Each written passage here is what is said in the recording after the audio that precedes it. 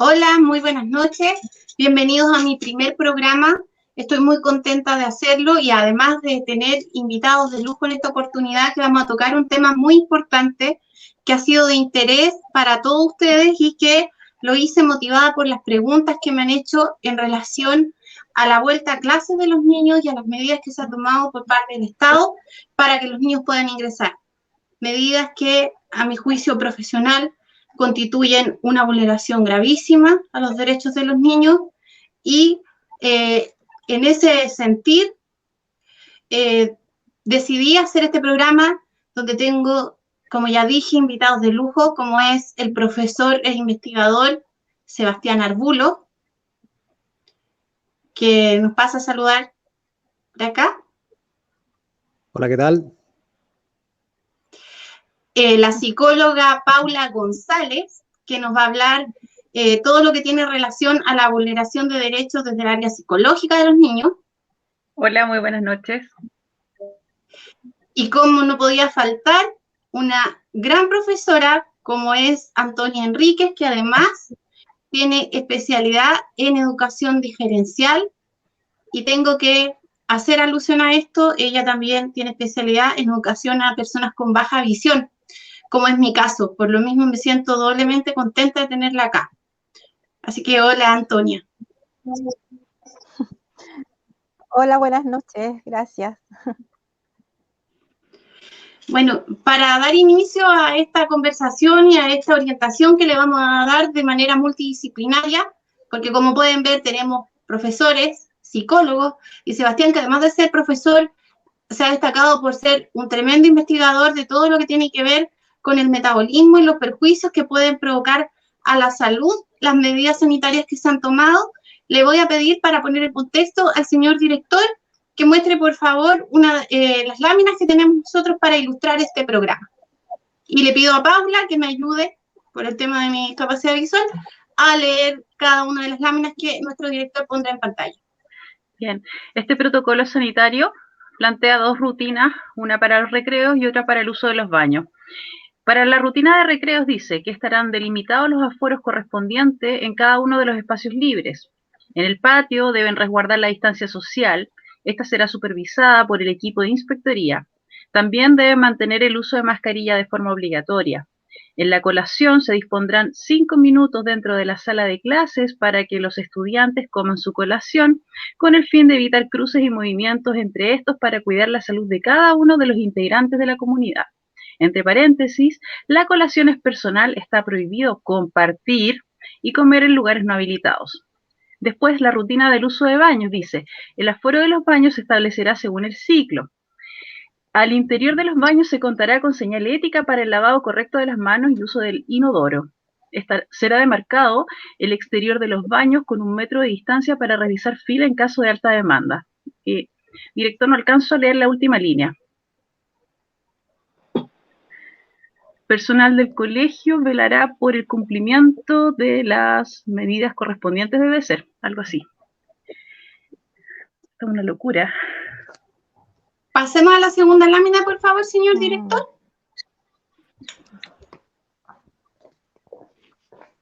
Después, protocolo sanitario de distanciamiento en sala de clases.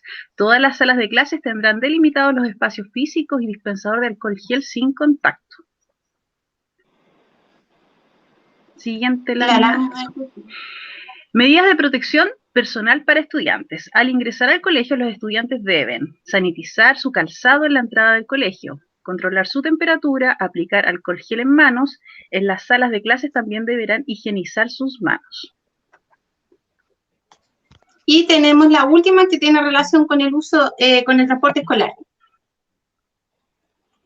Protocolo servicio de transporte escolar. Para el conductor, medir la temperatura antes de empezar el recorrido, uso de mascarilla permanente, tener acceso al alcohol gel, llevar planilla de alumnos asistentes por cada día donde deberá registrarse la temperatura arrojada.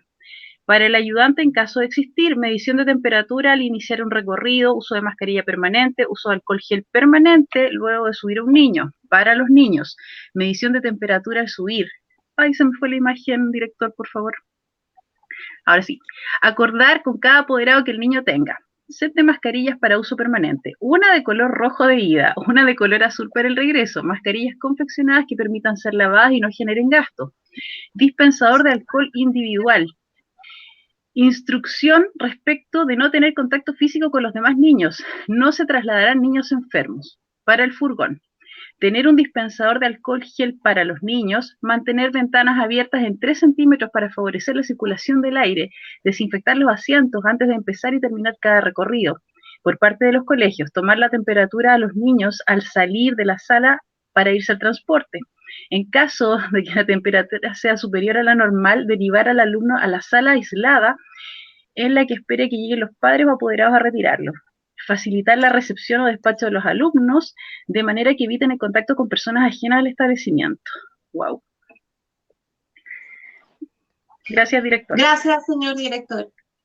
Bueno, como podemos ver, o sea, todo lo que hayamos podido imaginar, que hayamos visto en 1984, aquí destiñe. O sea, de verdad yo considero que estas son medidas completamente desproporcionadas, que el hecho de que pretendan tener a niños desde la prebásica utilizando una mascarilla todo el día, sin poder sociabilizar de forma debida con sus compañeros, no veo cómo la autoridad puede decir que eso es educación, y tampoco me explico, y por eso, de verdad, quiero resaltar tener 2 profesores acá, cómo los profesores que han sido formados para educar pueden aceptar eso y no conforme con esto estar exigiendo, como lo hizo el presidente del gremio, exigiendo la vacunación obligatoria de toda la comunidad escolar. Eso incluye a niños muy pequeños.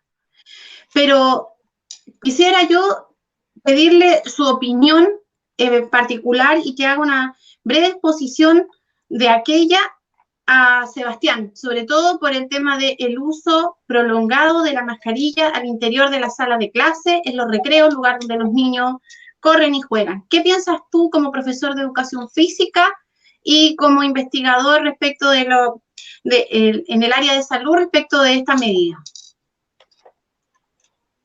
Hola Natalia, gracias. Bueno, sin duda es algo que no tiene precedentes y por la misma razón produce un problema, un doble problema. Uno, porque teorizar fácilmente lo que va a pasar, que estamos restringiendo al niño de su percepción corporal, de su autoimagen, va a generar obviamente una deformación en cuanto a cómo él se desarrolla con el medio y sus pares. Sobre todo los niños que están en edades sensibles están empezando a conocer su cuerpo y cómo se comporta en medios abiertos, cerrados, con pares, sin pares, con adultos, sin adultos, etc. Y digamos, obligarlos a usar un implemento que no es parte de su cuerpo, que no viene dado por el desarrollo natural, obviamente va a causar anomalías de las cuales solamente podemos imaginarnos, pero que sí sabemos que por ningún motivo van a ser buenas. O sea, esto, como te decía, no tiene precedente y vamos a estar viendo recién los resultados perjuiciosos en los próximos años. Y con respecto a tener que estar constantemente obligado a utilizar mascarillas que dificultan la capacidad respiratoria, aquí ya generamos un problema así mayor. El niño está desarrollando su musculatura a todo nivel y sobre todo su musculatura respiratoria. Si ya le empezamos a poner barreras, dificultades que deformen el desarrollo natural de esta musculatura respiratoria, vamos a ver mayores problemas en el futuro en torno a esta área. Vamos a ver niños que van a desarrollar problemas respiratorios de todo tipo. Van a tener dificultades a respirar normalmente, van a desarrollar problemas respiratorios en el deporte, en la actividad física. Obviamente van a ser limitaciones. Si ya le pongo una limitación de estas características, eso se va a traducir en limitaciones posteriores en el futuro. Quiero dejar en claro que hay una especie como de mito de que la mascarilla te podría ayudar a desarrollar mejor musculatura respiratoria porque es una resistencia y esto produce una especie como de entrenamiento del cuerpo. Lamentablemente eso es falso. Eso es falso por todos los lados. De hecho, la mascarilla respiratoria que se intentó utilizar en años anteriores para generar este tipo como de entrenamiento resultó en algo totalmente contrario. Se debilitó al final la musculatura respiratoria, se produjo una especie como de formación de la musculatura respiratoria, no logrando el objetivo que se pretendía. Y esto lo vamos a ver de esta forma. Entre más dura esta medida, entre más se obliga a los niños, sobre todo en edades sensibles de desarrollo, a utilizar este bloqueo, vamos a ver niños y adultos con dificultades para respirar. Si eso es lo más simple que hay que entender. Vamos a ver personas con dificultades para respirar normalmente. Y obviamente alguien así va a estar mucho más propenso a todas las enfermedades respiratorias. Eso es como a grandes rasgos lo que podemos ver con esta situación, más allá de que, y esto lo va a poder profundizar más adelante las demás participantes, que el desarrollo social de un niño está dado justamente por la interacción con los pares y de manera normal, natural, no cubriendo el rostro, que es la forma de expresión por excelencia, no teniendo estas limitaciones que hacen que el niño dude constantemente, que se sienta amenazado constantemente y no le están ofreciendo ningún tipo de seguridad por ningún lado. O sea, cada paso que dé el niño, cada acción que tenga que pensar en hacer, va a estar tremendamente condicionada y limitada por el miedo. Y esto obviamente va a producir un prejuicio tremendo en el desarrollo y en el comportamiento social, más allá de, y sin nombrar el desarrollo motriz, porque el niño ahora va a dudar de cómo moverse hacia sus pares, va a dudar de cómo moverse a tocar una manilla, va a dudar constantemente, y esto va a limitar mucho motrizmente el desarrollo de los niños.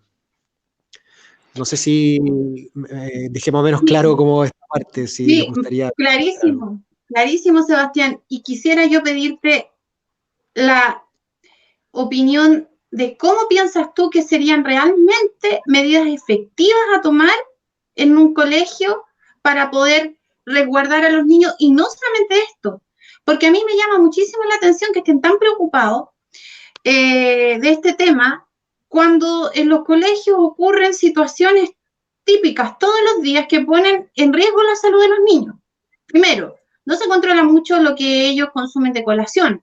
Segundo, no se fomenta tampoco el deporte en los colegios, ¿verdad? No se fomenta de forma debida impedir que exista bullying al interior de los colegios. Son cuestiones que también tienen que ver con el área de salud y que sin embargo nadie las atiende, pero ahora se pretende generar en la sensación, en la población una sensación de terror que se les debe traspasar de padres a hijos, o sea, se quiere formar una sociedad de gente sumergida en el pánico, gente que de esa forma se pueda controlar, pero habiendo temas realmente relevantes y con estadísticas mucho más altas que las estadísticas que se arroja por contagios, sobre todo en niños. A mí me gustaría que tú más o menos nos orientaras desde el área de salud. ¿Qué crees tú que serían medidas que funcionaran mejor para poder mantener una vida saludable y mantener a los niños protegidos, hacer una campaña no tanto de terror, sino que de prevención, de fortalecimiento del sistema inmunológico natural que tengan las personas? ¿Cómo tú crees que eso se podría hacer?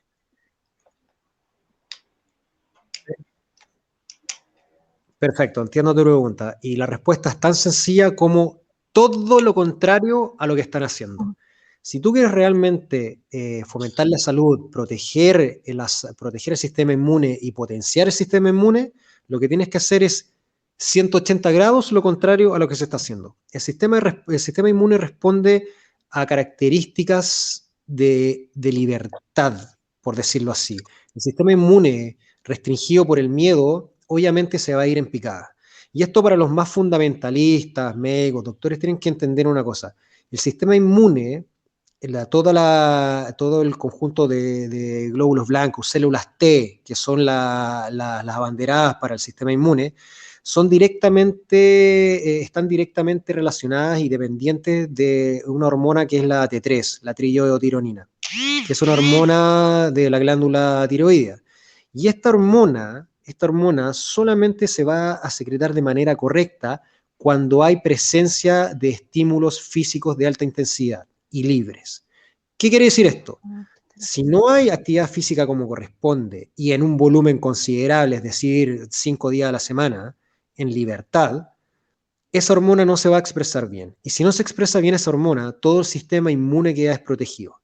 Por lo tanto, si yo quiero desarrollar una estrategia de protección del sistema inmune, lo primero que tengo que hacer, sobre todo en edades tempranas, donde se está solidificando todo esto, es generar instancias de estimulación física. Lo voy a volver a repetir. Si el sistema inmune pretende protegerse y potenciarse, la actividad física en un volumen de 5 días a la semana en alta intensidad tiene que estar presente. De otra forma, la T3 no va a expresarse y las células T no van a expresarse. Y hasta ahí nomás llegó el sistema inmune. Y por otra parte, viviendo en miedo, obviamente eso hay literatura que sobra para entender de que el miedo lo único que hace es tirar el sistema inmune al piso. Como si eso fuera poco, o sea, no están considerando justamente el tema de la alimentación que dijiste. Si yo me preocupara realmente del sistema inmune, lo primero que tendría que revisar es lo que están comiendo y consumiendo los niños. Y ya sabemos que no hay que hay un resguardo nulo en torno a eso. La alimentación tiene que ser clave. Y aquí obviamente es algo que ni siquiera se ha mencionado. O sea, en todo ese recuadro que leímos recién, ni se menciona. Entonces estamos viendo una estrategia que realmente no está siendo considerada por expertos. O sea, ¿qué clase de experto dejaría en el camino estos dos factores, que es la actividad física y la alimentación, en edades tempranas de desarrollo para potenciar el sistema inmune? El sistema inmune jamás se potenció, ni se ha potenciado, ni se potenciará cubriendo la boca, evitando que el niño respire aire limpio. ¿Ok? El sistema inmune se potencia de distintas formas, no de esto. No sé si respondí ahí bien tu pregunta, Natalia. Excelentemente respondiste a mi pregunta y de hecho acotar solamente que la única referencia que se hace a la alimentación de los niños es restringir el tiempo en que ellos tienen que consumir su colación a 5 minutos, o sea que el niño come algo saludable y lo digiere bien en 5 minutos. Yo veo, y por lo que escuché que se ha leído, por lo que he podido estudiar, que todas las medidas que se imponen a la sociedad, que se le impone a los padres para que la apliquen, sobre y respecto de sus hijos son medidas completas y absolutamente vulneratorias en todo el aspecto de lo que se puede mencionar en cuanto a la vulneración de derechos, porque no solamente los vulnera desde el punto de vista jurídico, sino que también los vulnera desde el punto de vista médico y la dignidad de los niños se reduce a la nada misma.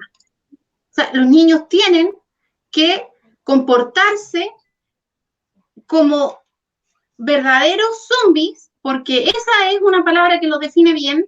Los niños tienen que estar impedidos de respirar, impedidos de relacionarse, impedidos de tocar a sus compañeros, sumergidos en un constante miedo, en una paranoia que va a ser impulsada y alimentada por los adultos y por los referentes más cercanos que ellos tienen, que son sus propios padres y los profesores. O sea, las personas más creíbles para los niños van a tener que actuar de forma de que los niños comiencen a actuar como esclavos, y por eso fue que este programa lleva ese título. Y por lo mismo, y ya pidiendo una opinión experta desde el punto de vista psicológico, quisiera que Paula nos exponga qué piensas tú, Paula, como profesional y como mamá, de cuáles podrían ser las consecuencias a nivel psicológico que este tipo de educación que se quiere imponer a nuestros niños pudiese traerles a ellos, qué consecuencias le pudiese traer más adelante y a corto plazo también.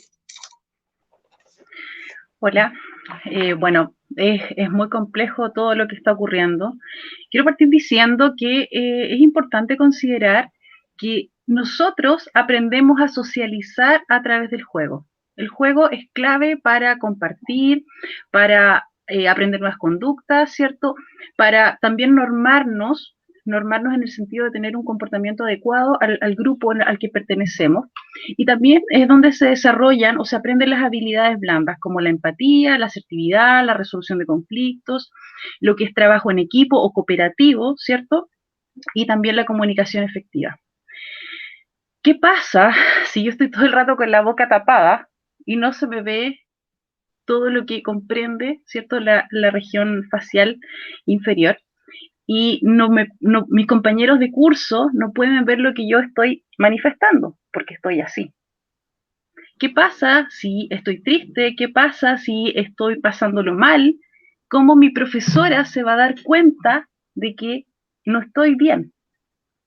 ¿Cómo mis compañeros van a poder ver? ¿Cómo mis compañeros se van a poder acercar a mí a pedirme un lápiz? Que es algo tan básico que ocurre dentro de una sala de clases. Préstame el sacapuntas, préstame un lápiz. Ahí en la lista faltó que el colegio pusiera, y cada alumno debe llevar todo lo que corresponde, porque si no va a estar incurriendo en una falta grave a la normativa. Eso faltó en la lista. Y espero que no lo pongan después de que yo lo dije. Me parece una aberración. Como mamá, voy a hablar como mamá primero, me parece una aberración taparle la boca a un niño, ponerle un bozal, porque es amordazarlo. Tú amordazas a un animal porque te pone en riesgo, ¿cierto? A los perros se les pone bozal y a lo mejor ni lo necesitan, no lo sé. Hoy día, a puertas al ingreso de clases, me enteré que hay colegios que ya ingresaron y que los niños juegan en los recreos a la pinta, al pillarse, con un palito. Con un palito se tocan para que no haya contacto físico. Esto es una locura, de verdad, a mí no me cabe en la cabeza pensar que un niño va a estar con la boca tapada durante un periodo de clases. No sé cuánto van a durar las clases ahora, me da la impresión de que es media jornada. Aún así, media jornada son 4 horas, más o menos. 4 horas con la boca tapada. ¿Qué pasa con la oxigenación? ¿Qué pasa con esta capacidad que nosotros tenemos, que es básica, ¿cierto? Que es lo que nosotros necesitamos para vivir, que es el oxígeno, el respirar oxígeno. ¿Qué pasa con este desarrollo neuronal? ¿Qué pasa con la socialización? Yo creo que evidentemente va a haber una consecuencia negativa, que ya se está viendo con el aislamiento, ni siquiera con el uso de mascarillas. Todavía en Chile no tenemos experiencias que se estén contando hoy día ya de que haya ocurrido algo. Pero me parece que Antonia tiene un set que más rato va a contar de cosas que están pasando en otros países como España. Y me causa mucho ruido, mucha incomodidad el pensar que los niños van a tener que estar expuestos a esto. Ni siquiera poder comer como corresponde, como tú decías, Natalia, el que los chicos estén tragando, ¿cierto? Que no disfruten lo que están comiendo, que tengan que comer rápido, que tengan que comer a lo mejor hasta de pie para tener distancia, es de preocupación. Son esclavos. Es un funcionamiento de esclavos. De hecho, si tú te fijas en la ley laboral, los adultos, ¿cierto?, que trabajan en recintos tienen que tener un lugar para comer, ¿cierto?, una cierta cantidad de tiempo. Bueno, ¿qué está pasando con los niños? ¿Vamos a tener que aplicar eso también? Me preocupa. Lo otro que me tiene incómoda, ¿cierto?, es que los chicos no tengan la posibilidad de socializar, que es básico. Todos nosotros necesitamos conversar, necesitamos reír, porque también en la medida que nosotros compartimos nuestras experiencias, vamos enriqueciendo el diálogo, la vinculación. ¿Qué pasa con los chicos que entran a primero básico? A un curso nuevo, a una etapa nueva, en donde no van a poder compartir con sus compañeros, no van a poder jugar. Cuando el profesor les diga, hagan una tarea en grupo, ¿cómo lo van a hacer? Y acá también hay que empezar a aplicar el criterio. ¿Qué pasa con la mente de los profesores que acatan esto sin cuestionar? Y si cuestionan, ¿por qué no alzan la voz? Estamos en un momento crítico en donde se están vulnerando los derechos básicos de los niños. Básico, el juego. El juego es súper importante. Hoy más que nunca, llevan 1 año algunos niños sin ver a sus compañeritos, sin tener contacto con sus amigos. No sé, Natalia, si contesto la pregunta que me hiciste, necesitas que agregue algo más. Sí, a mí me gustaría preguntarte si en tu opinión como psicóloga piensas que esto va a influir en la deshumanización de los niños, que va a producir algún perjuicio en su forma afectiva de relacionarse con los demás y con ellos mismos. Si esto pudiera traer en los niños alguna especie de problema psicológico que altere su desarrollo correcto ya para más adultos o a corto plazo. Ya, te voy a contar cosas que yo ya estoy viendo.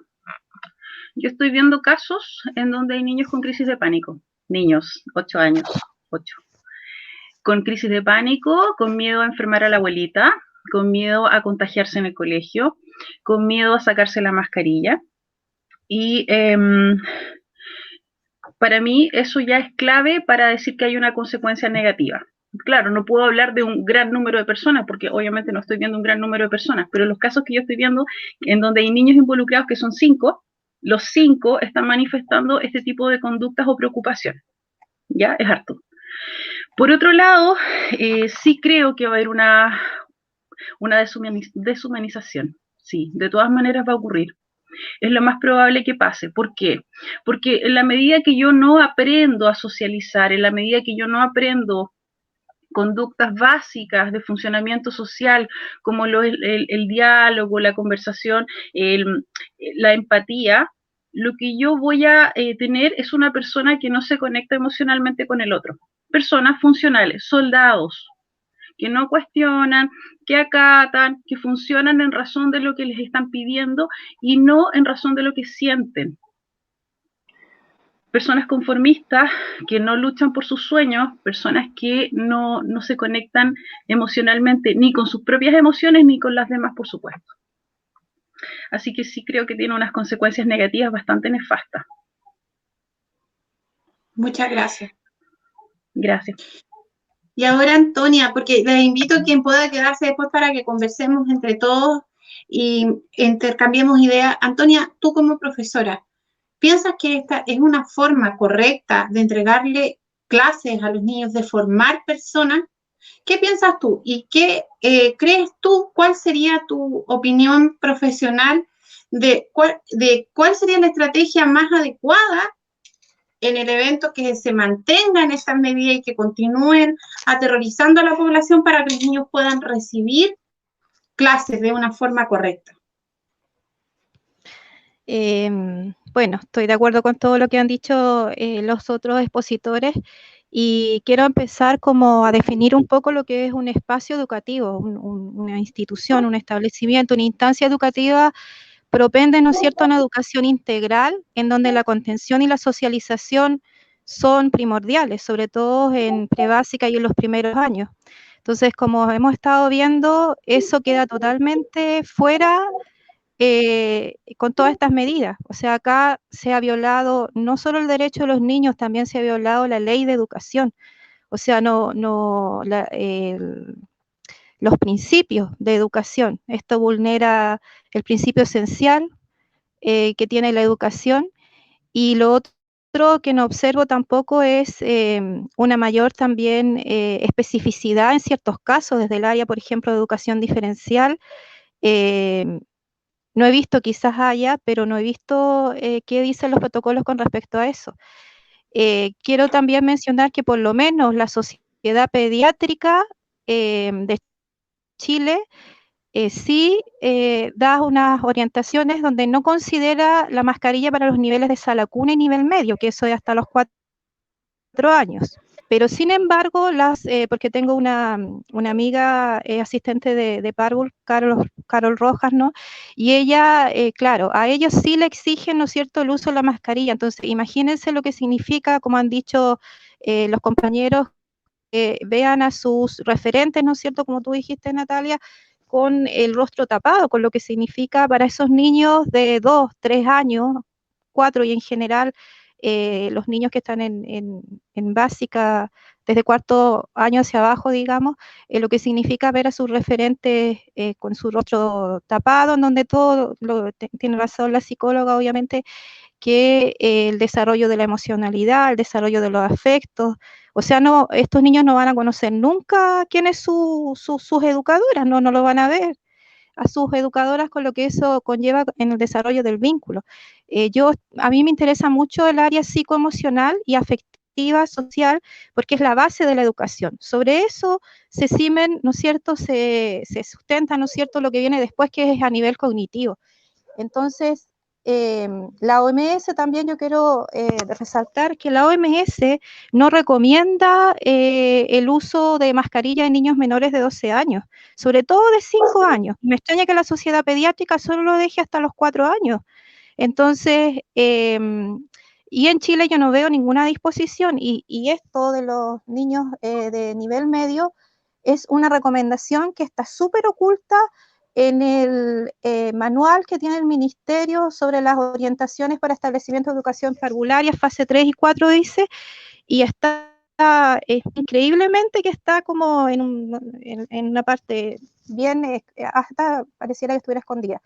Entonces, la OMS dice que hay recomendaciones especiales para niños inmunodeprimidos, para niños pediátricos con fibrosis quística, por ejemplo, y otras enfermedades, niños de cualquier edad con trastornos del desarrollo, discapacidades, que son los niños de mi área, ¿no es cierto?, con trastornos del desarrollo, discapacidad y otras condiciones de salud específicas que puedan interferir con el uso de la mascarilla. O sea, yo no sé si va a haber un niño con parálisis con mascarilla en una escuela especial, o en una escuela que tiene proyecto de integración, ¿no es cierto? Nuestros niños con síndrome de Down u otras situaciones, ¿no es cierto? ¿Qué va a pasar en ese sentido?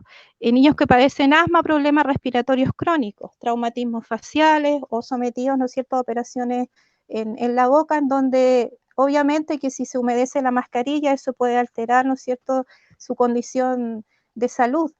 Ahora, estoy mirando ahí los minutos para no pasarme mucho. Tenemos que pensar que los niños también, la mascarilla no es ni para adultos, pero por lo menos el adulto sabe emplearla. Pero un niño pequeño, yo no me imagino cómo va a estar ahí. O sea, tú te vas ¿a qué te vas a dedicar? ¿A educar o te vas a dedicar a estar, que subas a la mascarilla, no que no se toque la mascarilla? Entonces, es un problema para los profesores como para los niños. Y lo otro es que nosotros somos profesores, o sea, aquí yo llamo también a un cuestionamiento. Nosotros no somos del área sanitaria. Todos estos protocolos tienen que ver con un área sanitaria, ¿no es cierto? Y no somos tampoco fiscalizadores ni policías. Entonces, nuestro rol es educar. Aquí nos están cambiando nuestro rol. Y eso también es súper delicado, porque ¿qué vamos a hacer? Como dice Paula, en España efectivamente los niños vomitan, se desmayan, algunos los llevan a esas salas de aislamiento. ¿Y qué va a pasar con nosotros, con la superintendencia, cuando nuestros padres vean, ¿no es cierto?, que se está abusando quizás con los niños? En España también hay acusaciones de tortura a los profesores, entonces tenemos que pensar en todo eso. Y saben que uno dice, pero una mascarilla no perjudica, pero van a llevar 5 horas y más, porque claro, cada escuela acá toma sus medidas y determina, ¿no es cierto?, las cargas horarias. Por ejemplo, supe por una escuela que está en La Pintana, en que los niños van a ir, todos los de pre-básica, porque se supone que dentro de las orientaciones son los que menos posibilidades tienen de contagio. Estos niños van a ir todos los días y todo el día, hasta como las 4 de la tarde, me decía esta inspectora que hablé. Entonces, imagínate los niños más pequeños todo el día y todos los días, o sea, ahí van a haber situaciones seguramente bien complejas. Bueno, y yo quiero acá como hablar un poco que los mareos, las dificultades, la mascarilla provoca, especialmente para los niños con trastorno del desarrollo, provoca mareos, dificultad la actividad mental, falta de atención y concentración, disminuyendo la coordinación motora, la deducción de habilidades motoras finas y malestares asociados a lo mismo. Y dice que todo ello es atentar contra la niñez y perjudica gravemente la esencia y el sentido de la infancia. Vivir en un colegio donde los niños no les permiten ser niños, moverse libremente, jugar, ver las sonrisas y las expresiones del otro, nos llevará al desarrollo de personas poco empáticas, inseguras, individualistas y temerosas. Y eso va a tener condiciones nefastas a futuro. Lo otro es que limitar el contacto a todos los niveles, incluyendo, por supuesto, el del rostro, así como el movimiento área de los objetos y del mundo, por miedo a ese contagio que también es una falacia, ¿no? Y por obligatoriedad, las mismas impide el desarrollo motriz y neurológico necesario para el despliegue de capacidades cognitivas vitales para el aprendizaje. Entonces, este es un tema bien, bien profundo y serio. Y quiero acá hablar de un experimento de deprivación afectiva que hizo un psicólogo, perdón si no lo nombro bien, pero es Harlow, para probar la teoría del apego de Bowlby. Entonces, en los bebés de mono rhesus separados de sus madres, se vio que preferían un muñeco de peluche que la comida. Ellos se les separaron y se les puso un muñeco de peluche y comida. Preferían el calor y el contacto que la supervivencia. Cuando las crías tenían miedo, se aferraban fuertemente al muñeco, pues le proporcionaba una gran seguridad. Si con el conocimiento que tenemos actualmente en la psicología infanto-juvenil en relación a la importancia de los vínculos, extrapolamos el experimento de privación afectiva con la situación actual de los niños mayores de 6 años, bueno, y menores, en los colegios que tienen que enfrentarse a un rostro tapado por mascarilla en sus iguales y profesores, se puede afirmar que las consecuencias del uso continuado de mascarillas puede ser dramático. Y para finalizar, yo quiero hablar un poco desde el punto de vista de las neurociencias. Bueno, eso nosotros lo sabemos, los profesores, desde las pero parece que lo olvidamos un poquito, pero desde las neurociencias se aprende solo aquello que realmente nos apasiona, nos emociona y es súper significativo para nosotros. Entonces, con la mascarilla, ¿qué hacemos? Eliminamos la sonrisa de nuestro rostro y eso elimina, bueno, eso ya lo dijeron, la empatía y la conexión emocional, pero ¿qué pasa con eso? Eso implica que nosotros logremos emocionarnos de alguna manera. Y la educación es un acto en donde el sentimiento y la conexión que tenga yo con mis profesores y con lo que yo estoy aprendiendo es fundamental para que trascienda, ¿no es cierto?, los aprendizajes. Entonces, la mascarilla elimina la posibilidad que el alumno pueda aprender nada de una manera que perdure en el tiempo. Además, la distancia social rompe el juego y las relaciones entre ellos, que son claves para que un alumno pueda aprender del otro. Y lo otro es que lisa y llanamente esto también constituye un abuso infantil. El niño desarrolla sus experiencias de vida en contacto con los otros, pares, familias, prójimos, en un intercambio constante de aprendizajes. Privarlo de todo esto a través de la imposición de un aislamiento y distancia social constituye en sí mismo un delito de lesa humanidad que ningún establecimiento que se considere docente podría autorizar. Esto último yo lo traje y lo hago mío también, que es de la pediatra argentina Liliana Szabó. Y yo me adhiero a eso. En realidad yo creo que aquí estamos violando todos los derechos de nuestros niños y eso es muy grave debido a la ignorancia, porque alguien por ahí, parece que tú, Natalia, dijiste, o sea, ¿dónde están, digamos, los fundamentos técnicos, científicos, médicos? O sea, nosotros deberíamos exigirle a este señor Figueroa que nos muestre ya todos los estudios en que usted se basa para estos protocolos, señor. ¿Dónde están? Y no están, porque hoy en día, a esta altura, casi un año de esto, hay una serie de estudios que nos hablan de lo poco beneficioso de la mascarilla, que los asintomáticos, después de 18 años de estudio que se ha hecho con las otras enfermedades respiratorias, más el estudio de Nature, la revista Nature de noviembre del año pasado, donde refiere que los asintomáticos no contagian, ya tenemos un respaldo más. Tenemos el encuentro de Great Barrington, la declaración hecha por epidemiólogos y respaldado por el estudio de Stanford, donde finalmente se dice de que todas estas medidas restrictivas no tienen pero ninguna significancia frente a los otros países que adoptaron medidas más laxas o apelaron a la inmunidad natural, como en Suecia. ¿Saben que en Suecia no se murió pero ningún niño el año pasado? Por más que traten de demonizar a Suecia, porque esa es otra cosa que tienen los medios de comunicación, perdón, claro, y la plataforma Google, que tú buscas, ¿no? Lamentablemente aquí hay mucha manipulación y falsificación de la información. Entonces, ¿por qué yo digo no miramos las experiencias que tenemos del extranjero que están sobra para poder tomar criterios realmente médicos, técnicos y científicos y no criterios, digamos, que van hacia un control de la población y en los niños esclavizar, adoctrinar, someter y condicionar y deshumanizar a nuestros niños? Eso pienso yo que es como el camino.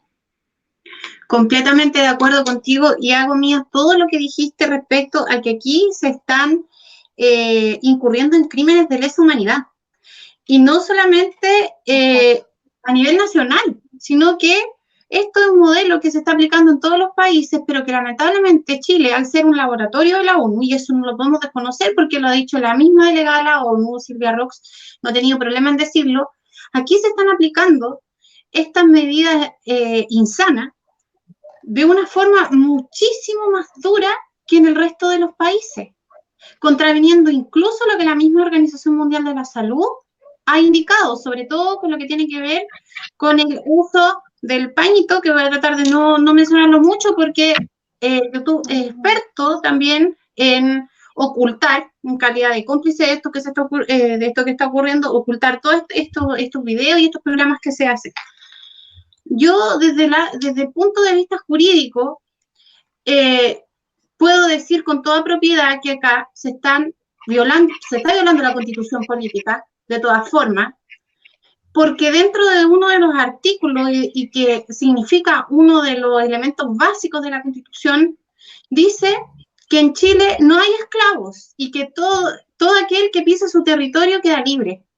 Entonces, si en Chile no hay esclavos, ¿cómo se entiende que se esté formando esclavos y que se haga en los colegios? O sea, desde la más tierna infancia, desde que los niños son más pequeñitos, se están formando esclavos, se están imponiendo medidas que son inhumanas, que son completamente desproporcionadas, que no tienen un fundamento lógico, un fundamento jurídico real.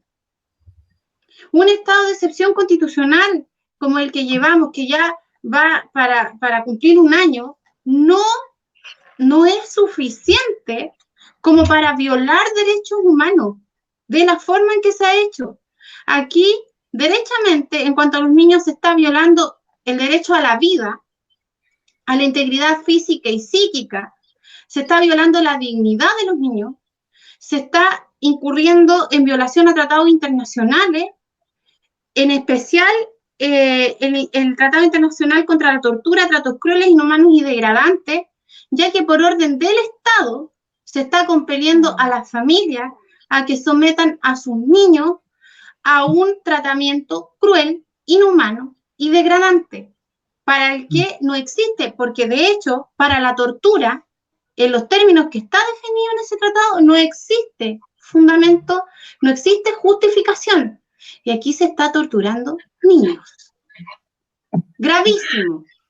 Esto es gravísimo, porque además se está pasando a llevar el derecho preferente que tienen los padres de educar a sus hijos. O sea, el padre que no esté dispuesto a acatar estas medidas que son discriminatorias, que son atentatorias a la salud y integridad física de los niños, simplemente no le van a permitir que su niño se eduque en el colegio que el padre eligió. Por lo tanto, el padre se va a ver compelido, si quiere resguardar la integridad psíquica y física de su hijo, o a educarlo mediante homeschooling, o a aceptar otra forma que también es vulneratoria, que es recibir solamente clases de forma teletemática. Por lo tanto, el derecho preferente de los padres también con esto se pasa a llevar. El derecho a la integridad física, el derecho de propiedad y la libertad. Claro. La libertad es otro de los derechos humanos que con mayor razón se debe proteger.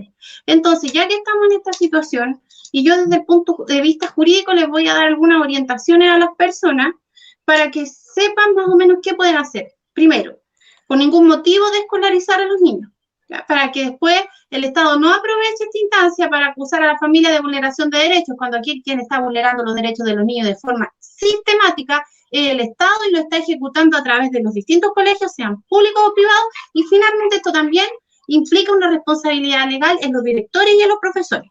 Y eso yo lo quiero dejar bien claro. Lo primero que yo sugiero a las personas hacer es enviar un correo electrónico a los directores de cada uno de los colegios exponiendo detalladamente cuáles son las reales razones por las que ustedes no quieren enviar a sus niños presencialmente a clase. ¿Por qué? Porque los medios de comunicación y el Estado han utilizado de manera muy engañosa y dolosa las actitudes que han tomado los ciudadanos respecto de esta contingencia sanitaria. Seguramente lo van a atribuir al pánico por el bicho. No, señores, aquí no hay pánico por el bicho. Aquí hay cientos de padres, y yo lo puedo comprobar por la cantidad de correos y mensajes que he recibido, que lo que tienen miedo es a las medidas que el Estado está imponiendo, es a eso. Los padres estamos acostumbrados a que nuestros niños se resfríen, estamos acostumbrados, y discúlpenme la expresión, a sonarles los mocos, estamos acostumbrados a darles vitamina C, estamos acostumbrados a que los niños en algún momento del invierno puedan llegar a enfermar, porque es normal. Es normal que los niños se enfermen.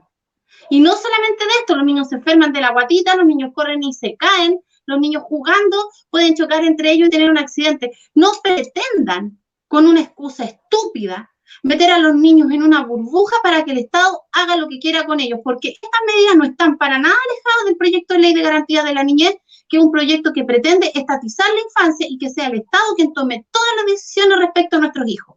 Esto es pieza del mismo rompecabezas. No crean que toda la gente es tonta. Yo en la parte jurídica me puedo dar cuenta perfectamente que estas medidas están enfocadas a un solo fin, que es crear un gobierno totalitario, que el Estado se apodere de nuestros niños desde su más tierna infancia, y ahora lo que están haciendo con estas medidas absurdas es probar hasta cuándo los padres están dispuestos a defender a sus hijos. Y este video yo lo estoy haciendo dedicado a los padres que estamos dispuestos a defender a nuestros hijos con uñas y dientes y hasta las últimas consecuencias. Por lo tanto, los padres que no están de acuerdo con estas medidas y que quieren que sus hijos reciban una educación real, la educación en Chile ya era pésima y de muy mala calidad. Ahora no estamos dispuestos, muchos padres de Chile, a que los colegios se transformen en verdaderos campos de concentración. No estamos dispuestos a que nuestros niños sufran torturas por horas, y no estamos dispuestos a que lo deshumanicen.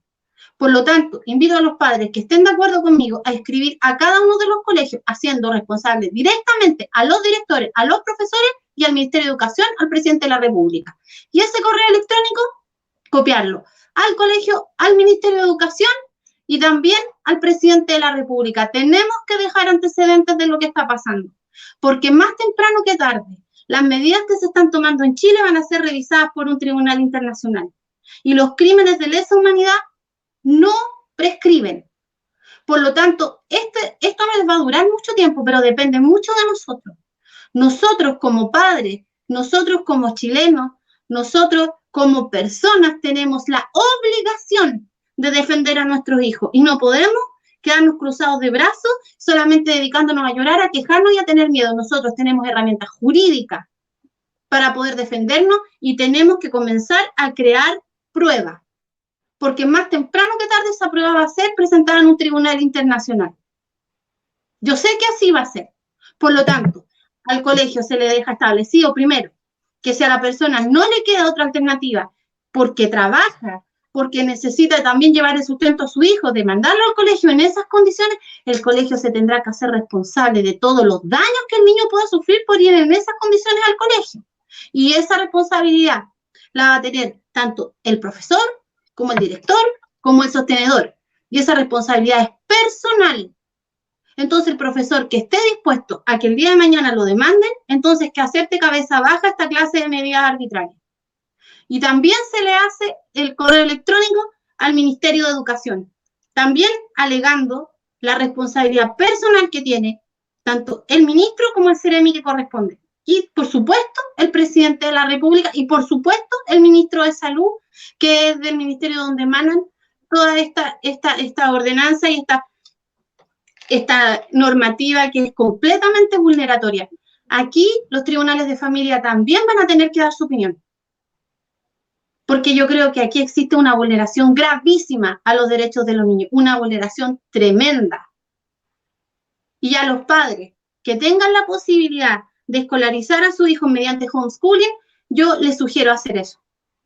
Darle una educación más personalizada, procurar que los niños puedan mantener un contacto real y efectivo con sus pares, que por ningún motivo los niños se comiencen a deshumanizar, que los niños se relacionen de una manera sana, siempre se han de mantener, ¿verdad?, medidas racionales que no sean atentatorias para nuestros niños.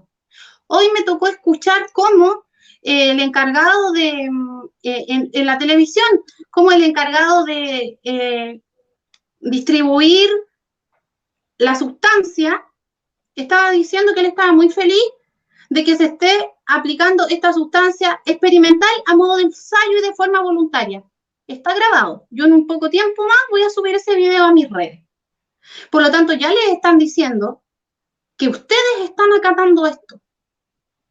Ya les están diciendo que el Estado se lava las manos y que ante cualquier circunstancia, cualquier perjuicio, el Estado no se va a hacer responsable. Y nosotros como ciudadanos también tenemos la obligación de exigir nuestros derechos y de hablar.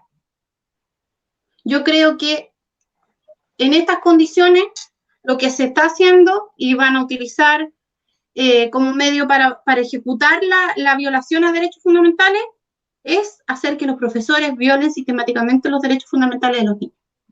Y yo invito al presidente del gremio entonces a que esté dispuesto a hacerse responsable personalmente de las demandas que le pueden llegar. Porque esto no se puede seguir tolerando más. Nosotros no podemos permitir que el Estado haga con nuestros niños lo que quiera, sobre pretexto de una enfermedad que tiene una tasa de mortalidad de 0,6% y además existiendo previamente una campaña mediática a través de todos los medios en que se ha intentado aparentar de que los niños ahora son vectores y son lo más peligroso que existe y que a los niños les puede pasar algo. Es muy curioso que justo 2 o 3 semanas antes de que comiencen las clases comenzaran a aparecer las supuestas enfermedades que transmiten los niños. O sea, ahora nosotros tenemos que tener miedo de nuestros propios hijos, tenemos que tener miedo de nuestros padres, perdónenme. Nosotros el peligro más grande que tenemos está sentado en la moneda, el otro está en el Ministerio de Salud y el otro está metido dirigiendo a los profesores. Son peor que cualquier bicho. Natalia. Y son peligros reales. Natalia. Ahora que sí, no sé si quieren que intercambiemos un poquito de opinión entre nosotras y... Sí. Quiero comentar 2 cosas que me llamaron profundamente la atención. Que hoy día es domingo, hace como 2 o 3 días atrás, en un matinal, yo no lo vi, pero después vi la repetición, daban como consejo la parte positiva del uso de mascarilla a las personas que querían bajar de peso. Con este tipo de argumentos están normalizando el uso o están fomentando la estupidez humana. También quiero decir que otra noticia que salió que es importante que la gente la sepa. La gente no lee las noticias, ven los titulares y pasan de largo. Pero el ministro Figueroa pidió que los niños cuando se transporten o cuando se muevan a través de estos vehículos escolares, no conversen, no se rían, no tengan ningún tipo de socialización.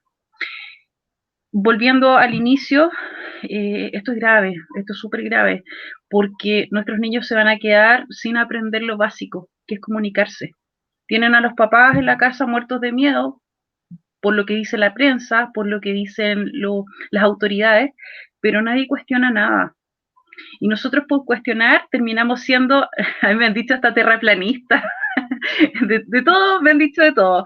No soy terraplanista, tampoco soy negacionista. Soy una cabeza pensante, tomo las noticias, las leo, las desmenuzo, me informo y quiero decirle a los papás que quieren mandar a sus hijos con mascarilla que esto después es sin llorar. Lamentablemente esto va a tener consecuencias y no es una amenaza, es una casi realidad. Espero que no sea una realidad, pero por favor, tomémonos las cosas en serio. Tomémonos las cosas seamos previsores. ¿Cómo es posible que tomemos una orden emanada por personas que solamente mandan y mandan, pero nadie cuestiona nada? ¿Cómo es posible que no seamos capaces de pensar en nuestros hijos? A mí, si alguien me dice, tienes que ponerle mascarilla a tu hija, no lo voy a hacer. Y bueno, y tendremos que enfrentarnos a lo mejor, pero no lo voy a hacer. ¿Por qué? Porque quiero que mi hija esté bien. Nosotros nos criamos hasta jugando en el barro. Un momento de socialización que a mí nunca se me olvidó, que a mí nunca se me va a olvidar, de hecho, es cuando yo estuve en la básica. Yo estudié en una escuela normal en Castro, en Chiloé, y tenía una profesora que era muy dulce, muy buena, y que cuando llegaban los artículos escolares que repartía a una entidad del Estado para los alumnos con menos recursos, ella, para que los lápices duraran, los partía. Y estábamos todos en un momento de compartir. Y gracias a eso, yo también aprendí a compartir. ¿Qué va a pasar hoy día cuando los chicos no puedan hacer nada de eso? Hoy día claramente no parten los lápices, pero sí se prestan los útiles. ¿Qué va a pasar cuando los niños quieran hacer actividades en conjunto y les digan que no? Cuando quieran jugar en el recreo a la pelota y les digan que no, que tienen que hacerlo con mascarilla, porque pueden contagiar al otro. Papás y mamás y tutores, por favor, piénsenla, denle vuelta. No manden a sus hijos con mascarilla al colegio, esto es inhumano, esto no corresponde. Ustedes mismos cuando van al centro o cuando salen a hacer un trámite y usan la mascarilla 1 hora, 2 horas o más, o en el trabajo todo el día, ustedes saben lo agobiante que es, lo desesperante que es tener una cosa acá que te cubre, tú no sabes que no puedes aspirar el aire, sino hasta que te bajas la mascarilla y con culpa porque estás incurriendo en una falta. ¿Qué pasa de hecho, yo les voy a pedir, porque la verdad lo que nos piden que usemos no es eso, es un trapo. Y para que nos dure el video, pues digámosle así, porque los algoritmos de esta gente nos tienen vigilados por todos lados y esa es la prueba máxima de la dictadura en la que estamos. Y estos trapitos realmente son perjudiciales, sobre todo por uso prolongado de muchísimas horas. Y bueno, si el colegio lo exige, el colegio se hace responsable. Y si el profesor lo exige, el profesor asumirá la responsabilidad personal que tiene. Y si el profesor está recibiendo orden, entonces la responsabilidad personal la tendrá que asumir el director del colegio y el Ceremi y el ministro, y ahí hacia arriba. Porque no podemos seguir aceptando que se esté utilizando resoluciones y un estado de excepción constitucional para violar derechos. La ley no se ha hecho para violar derechos, la ley se ha hecho para amparar, para proteger derechos. Y aquí, como lo quieren tergiversar todo, están haciendo un mal uso del derecho, están vulgarizando el derecho y lo están utilizando como herramienta de violación de derechos fundamentales, y eso nosotros, los abogados que tenemos conciencia, no lo podemos ni lo vamos a permitir. Y aunque seamos 2 o 3 o 5, no se necesita más que uno para llegar a la Corte Penal Internacional. Sí. ¿Habrá tiempo, Natalia? Es que no sé cómo estamos con el tiempo. Yo creo que estamos cortitas, pero si quieres decir algunas palabras ya para la despedida. Sí, bueno, llamar a mis colegas, quería leer algo muy cortito, pero también, bueno, llamar a mis colegas a que realmente, así como Paula hizo un llamado a la apoderada, obviamente a los apoderados también, pero ya lo dijo, a mis colegas, que realmente, sobre todo, bueno, todos los colegas en realidad son, pero educación diferencial, que es mi área, sobre todo, que trabajamos con niños, ¿no es cierto?, en que necesitamos de una mediación directa del afecto, que todos lo sabemos, la importancia del afecto en todos los ámbitos educativos, pero diferencial con mayor razón. Pensemos bien y seamos valientes, colegas, seamos valientes, por favor, porque no podemos violar y torturar a nuestros niños por seguir como, no sé, zombies, un protocolo. Si el cuestionamiento, la reflexión, el discernimiento, el análisis, qué sé yo, la síntesis, todas esas habilidades superiores, nosotros somos los primeros en tener que desarrollarlas. Entonces, ¿cómo vamos a estar en eso? Por favor, se los pido con todo el corazón. Sé que el año pasado hicieron todos un trabajo enorme, porque yo fui parte de eso, estando a distancia casi todo el año, un trabajo muy valioso.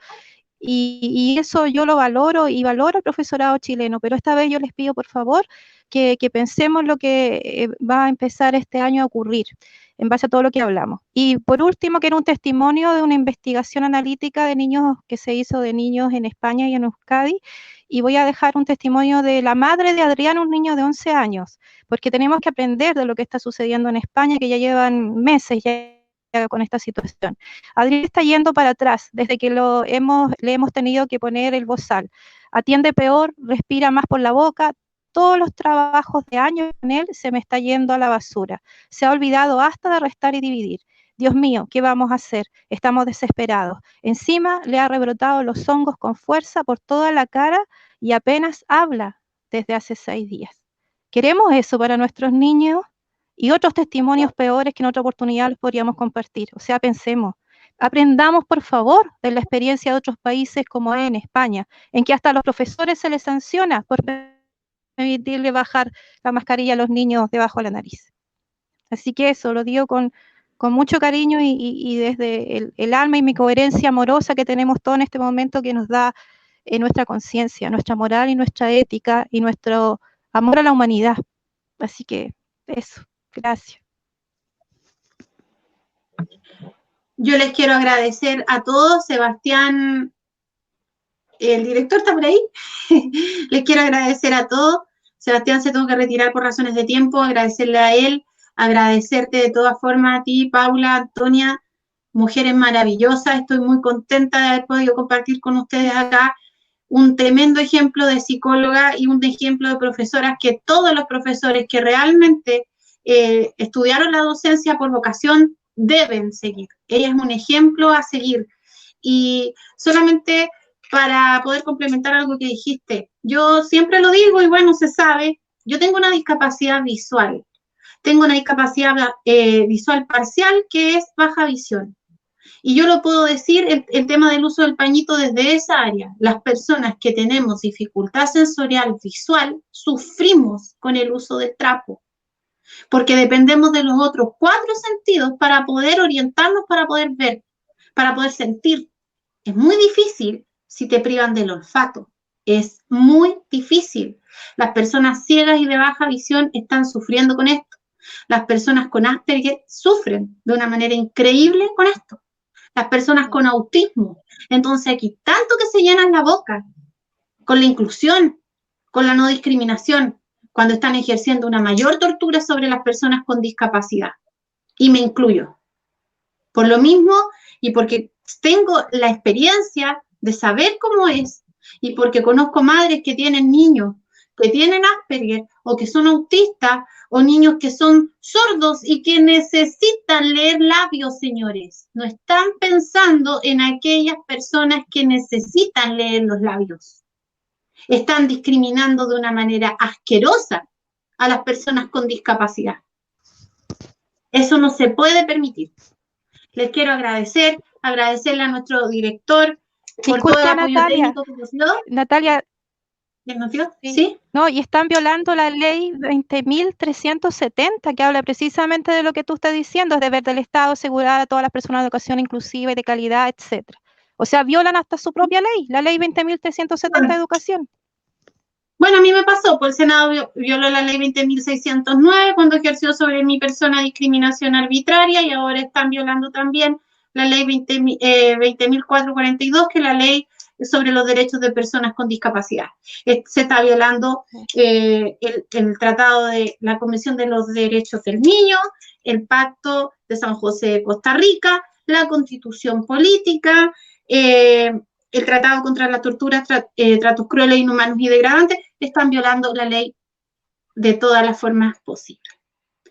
Les quiero agradecer por su participación, agradecerle al señor director, disculparme por cualquier trastabilleo, es la primera vez que yo conduzco un programa, y les quiero agradecer muchísimo a las personas que nos escucharon, que han tomado conciencia y que van a hacer todo lo que tengan que hacer por proteger y por defender a sus niños, que es lo más importante que tenemos. No podemos entregar nuestros hijos al arbitrio del Estado, porque ya podemos darnos cuenta con estas medidas que es un Estado irracional. Muchas gracias. Gracias, Natalia, por la invitación. Igualmente. Gracias, Natalia, gracias, Paulo. Bueno, a todos. Mucho amor. Chao.